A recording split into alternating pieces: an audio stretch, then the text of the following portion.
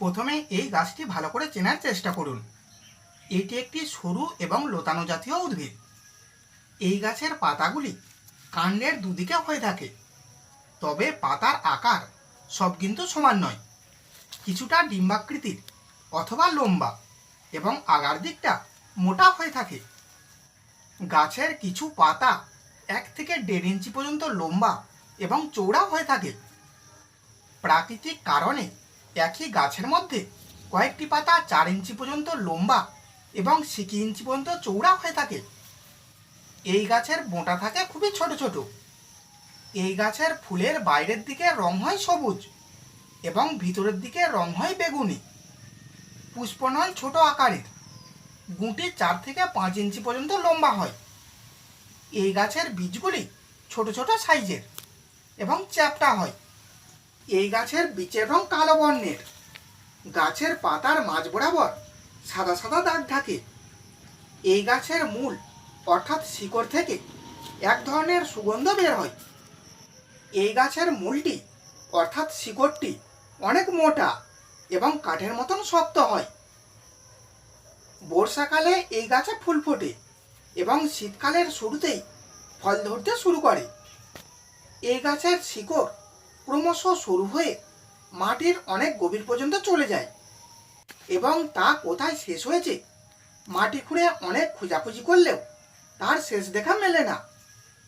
আর হয়তো সেই কারণে এই গাছটির নাম হয়েছে অনন্তমূল গাছ, অর্থাৎ যে মূলের শেষ নেই। এই একই রকম দেখতে আরও একটি গাছ রয়েছে, যেটির নাম হলো শ্যামলতা। তবে অনন্তমূলের মতন শ্যামলতার মূল মাটির বেশি গভীরে যায় না এবং শ্যামলতার মূলেতে কোনো সুগন্ধ থাকে না। এই গাছটির অনেকগুলি নাম রয়েছে, যেমন বাংলায় বলে অন্তমূল, হিন্দিতে বলে অনন্তমূল, দেশীয় ইউনানি নাম হলো কোসবা, আয়ুর্বেদিক নাম হলো সারিবা, বৈজ্ঞানিক নাম হলো হেমিডেসমাস এবং ইংরেজি নাম হলো ইন্ডিয়ান সারসাপারিলা। মাথায় অতিরিক্ত চুল পড়ার কারণে আমরা অনেকেই ভুগে থাকি। প্রতিদিন চুল উঠে উঠে আমাদের অনেকেরই মাথার সামনের দিকের 2 সাইড এবং মাথার মাঝখানের অংশ ফাঁকা হয়ে টাক হয়ে যায়। তখন আমরা চুল সমস্যার সমাধানের জন্য বিভিন্ন নামি দামি কোম্পানির তেল এবং শ্যাম্পু ব্যবহার করি, যাতে অনেক অনেক টাকা খরচ হয়ে যায় এবং সন্তোষজনক রেজাল্টও পাওয়া যায় না। কিন্তু আপনি যদি এই গাছটি মাত্র একবার ব্যবহার করেন, তাহলে রেজাল্ট পাবেন হাতে নাতে। এই গাছের গুণাগুণ যে একবার পেয়েছে, সে সারা জীবন এই গাছের গুণের কথা মনে রাখে এবং নিজের বাড়িতে সংরক্ষণের চেষ্টা করে। আপনার যদি অতিরিক্ত চুল পড়তে থাকে এবং মাথার বিভিন্ন স্থানে চুল উঠে উঠে টাক হয়ে যায়, তাহলে মাত্র একবার এই গাছটি অবশ্যই ব্যবহার করে দেখবেন। তার জন্য প্রথমে এই লতা গাছটি খুঁজে বের করবেন।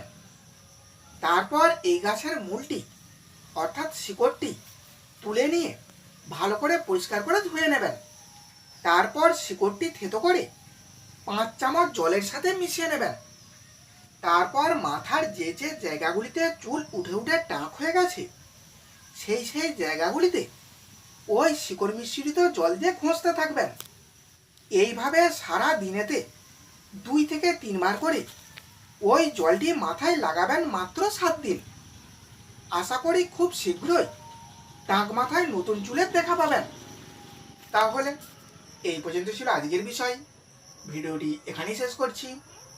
এখন একটি লাইক করে দিন, বন্ধুদের কাছে ভিডিওটি শেয়ার করে দিন এবং আপনার মতামত কমেন্টের মাধ্যমে জানিয়ে দিন।